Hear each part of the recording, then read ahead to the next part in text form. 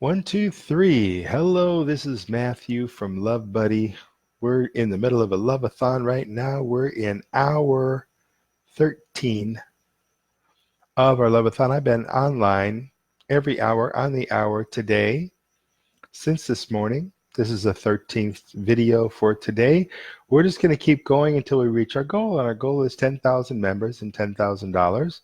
So we're sharing ideas about love. We're hoping that people will take a look at the Love Buddy website, join, do a free membership or do a paid membership. It's up to you. And be part of the love movement. We want to get the love movement rolling. So we're doing this love-a-thon. We're going to do it until we get the result, until we reach the target that we're trying to reach right now. So take a look at the notes here and go ahead and join Love Buddy. Just go ahead and put your email in there and help us get the ball rolling, because we need more love in the world, and Love Buddy's about bringing more love to the world. That's all it's all about. Okay, what I want to talk about now was accountability. When we have accountability as part of love, love doesn't stand by and let things go wrong, let people get hurt. Love sees things and love acts. So a lot of times people think love is just about, well, ignoring problems or not making waves and things like that.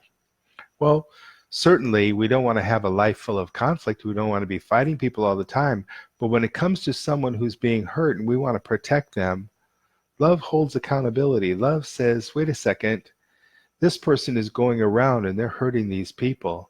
We have a pedophile in the neighborhood, or we have a rapist in the neighborhood, or we have a burglar in the neighborhood. That's the guy. I saw him do it. We need to protect ourselves so that this guy doesn't continue to do these things. Hold him accountable. Now, what's the difference between holding someone accountable and punishing someone? There's a huge difference. There's no connection whatsoever. A lot of times accountability can go towards punishment, but I don't really agree with that, because I don't think punishment gets anybody anywhere. But if you do have someone who's, for example, a pedophile in the neighborhood, you're certainly going to let other people know, with that people that have children, and you're going to be able to tell them, hey, this guy can't be a kindergarten teacher anymore. This guy can't be a gym teacher anymore. This guy isn't allowed near kids, and he's not allowed to be alone with children especially. Now, he may be a wonderful member of society, but he has this weakness. So we need to be aware of the weaknesses that each of us have, and we don't want someone who's a criminal, someone who's hurting other people, to just go on doing that and ignore that. No, they need to be called out. They need to be told, look, we caught you doing this. We're aware that you're doing this, and we're not going to allow you to do that anymore. We're going to prevent that from happening.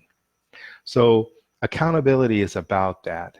It's not about punishing the person. So I think throwing them in prison, killing them, beating them, treating them like garbage, like the prison system can quite often do, or sometimes the penal system will do that. Sometimes the police officers will just shoot somebody, just kill them, because they're tired of dealing with it. But that's a human life. And even though someone is acting up, we don't know where they're coming from, why they're doing that. There's always a reason why people will do the things that they do. There's always a reason for that. People don't just say, oh, I'm going to be bad because I feel like being bad.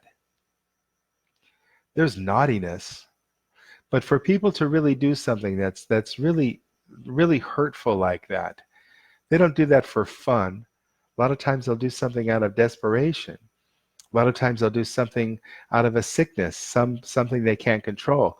I heard on Joe Rogan podcast the other day, Sam Harris was talking about a man who had a brain tumor, and it was really affecting him and is giving him a lot of really angry thoughts. And he wrote a note. He wrote kind of a suicide note. He said, look, there's something wrong with me. I have all these really hateful thoughts. I can't control them. Don't know what to do. But please, after I die, do an autopsy on me and see if you can find out what the cause is. What he did was he went up to a clock tower in Texas, and first he killed his girlfriend, and then he murdered his mother, and then he went up the clock tower with a rifle and he was shooting people. And he killed a lot of people, and he injured a lot more. And the police finally took him out. You know, they shot him, they killed him. I'm not saying that that's never the case, you know, where the police have to stop somebody from shooting and they have to shoot them to stop them. I mean, maybe they have to kill them, maybe they don't have to kill them, but we want to stop somebody. Wait a second. With that gun, no, you can't do that anymore. We need to stop you. So the idea of love is not about standing by and letting people getting killed or letting people get hurt. It's not about that at all. It's about preventing people from being hurt. It's about loving people. But it's not necessarily about punishing the bad guy or the guy who's doing the bad things.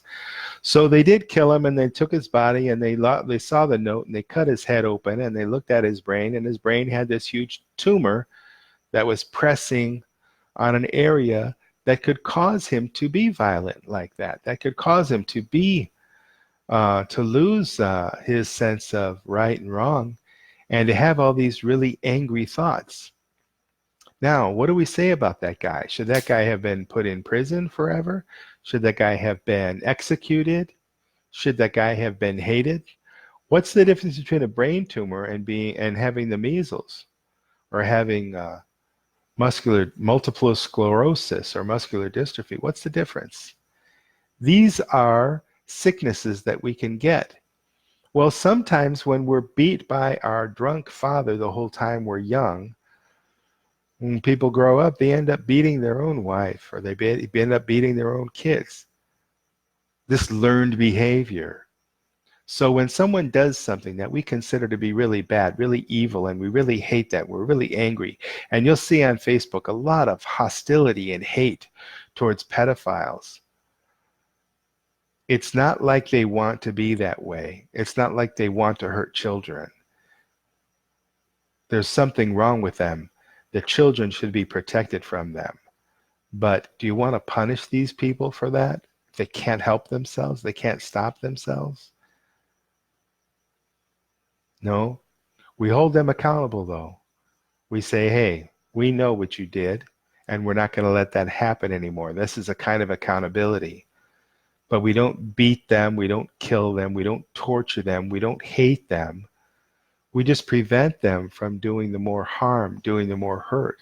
And this is about accountability, and this is accountability with love. And you don't see this, especially in the American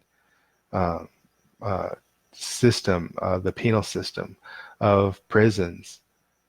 It's just a horrible situation that we have today, and it's just unfair. People react, people get upset, people get angry, people want revenge, but these are all very primal, primitive emotions that come from a very dark place. But in the end, if we understand love and we want to be a loving person, we're not going to torture, punish, beat up, or murder someone because they have some behavioral problem. We're going to protect people from being hurt by that person, and we're going to hold that person accountable for what they do so that they're not able to continue with that kind of behavior anymore. And that's what love is about. This is Matthew from Love Buddy. You caught us during the Love-a-thon. What is it? We're just in hour 13 right now. Let me see here. I'm going to make a change to the notes here so that it's reflecting hour 13. And that's that. Okay, we're all set. Thanks so much for listening. I hope your life is filled with love. I love you. I'll see you at the top of the hour. We'll be back every hour on the hour until we reach our goal. Thanks so much for listening. Bye-bye for now.